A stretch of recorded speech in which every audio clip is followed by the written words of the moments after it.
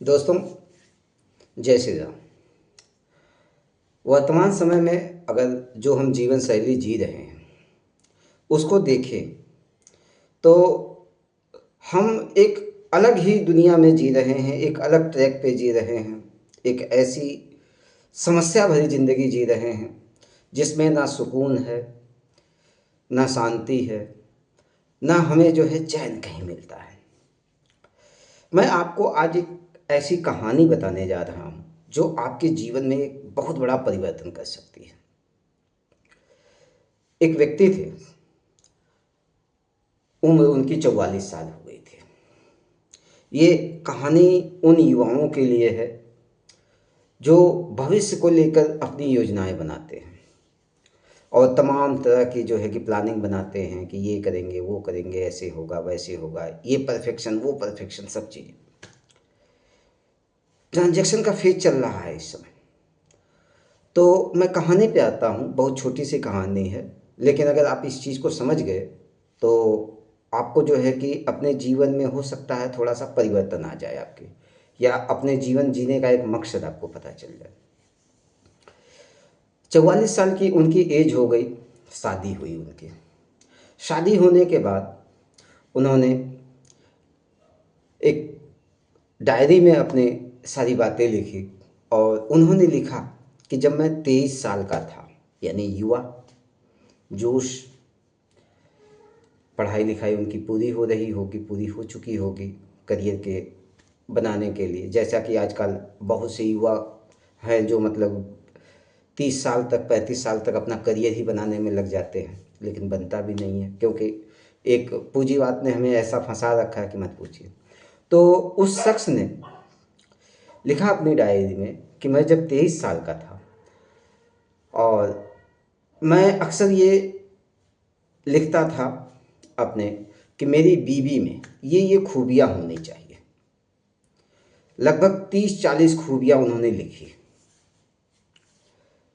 लेकिन वो जब भी जो है शादी के लिए प्रिपेयर होते, कहीं पे उनको वो खूबी वाली वाइफ उनको नहीं मिलती। समस्या होती।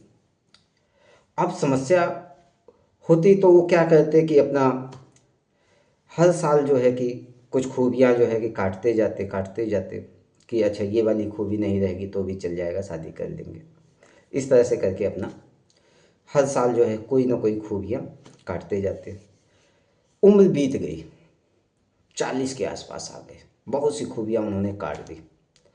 40 साल जब उनकी एज हुई, एक उम्मीद में कि ये खूबी होगी, ये खूबी होगी, ये खूबी होगी, तब तो हम शादी करेंगे, सेटल हो जाएंगे तो हम शादी करेंगे। ऐसा जो है कि हजारों युवा आज भी ऐसे ही सोचते हैं। हजारों युवाओं की बात कर रहा हूँ मैं, लाखों युवाओं की बात कर रहा हूँ।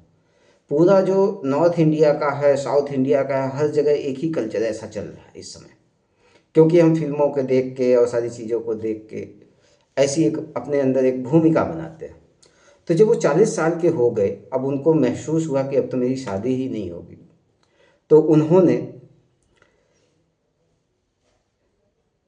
लिखा अपनी डायरी में कि बस अब मेरी वाइफ के अंदर बस एक ही खूबी होनी चाहिए कि वो फीमेल हो। कहने का मतलब ये है कि वो महिला हो, बस वही बस मुझे चाहिए, किसी भी तरह से एक जीवन संगिनी मिल जाए। तो दोस्तों, आज के युवा इस ट्रैक में, इस भंवर जाल में इस तरह से फंसे हुए हैं।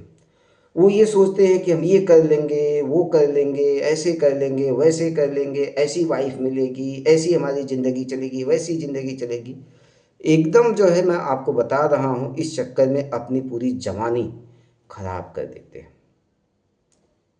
और जो हमारा वर्तमान समय का खान पान है इतना खतरनाक है कि जहाँ हम 100 साल जीने की बात करते थे, 50, 60, 70 साल जाते जाते हम कह रहे हैं कि बस अब हमें प्रभु यहाँ से ले चलो। तो हमें, एक तो हमें अपने खान पान को सुधारना होगा। दूसरी, ये जो हम महत्वाकांक्षा पालते हैं उसमें मैं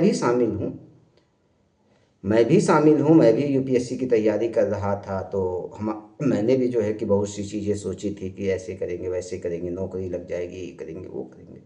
लेकिन लास्ट में हमें जो है कि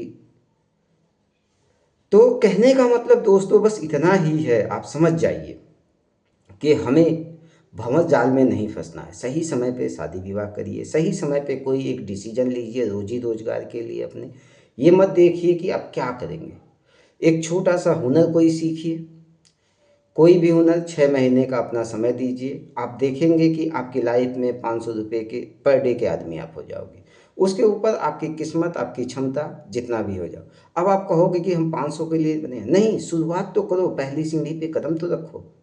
अगर पहली सीढ़ी पे कदम रखा और शुरुआत आपने किया, 5 से 7 महीने, 8 महीने, 10 महीने में आप जो है कि इतने हो जाओगे कि जेब में आपके पास इतना रहेगा कि चलो चाय पानी के लिए किसी से मांगना नहीं पड़ेगा।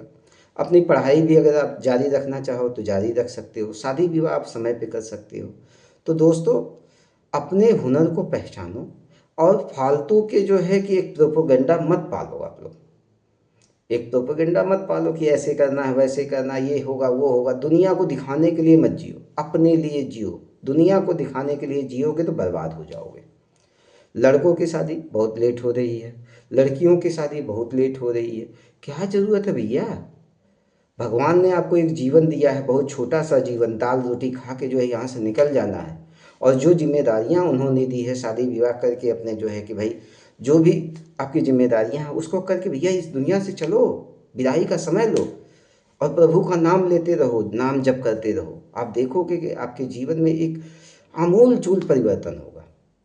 तो दोस्तों, बस इतना ही मैं आपसे कहूँगा, आपसे मेरी गुजारिश है कि अपने समय को बर्बाद मत करो, अपने टैलेंट को बर्बाद मत करो, अपनी ऊर्जा को बर्बाद मत करो और सही दिशा में सही समय पे मेहनत करना शुरू कर दो।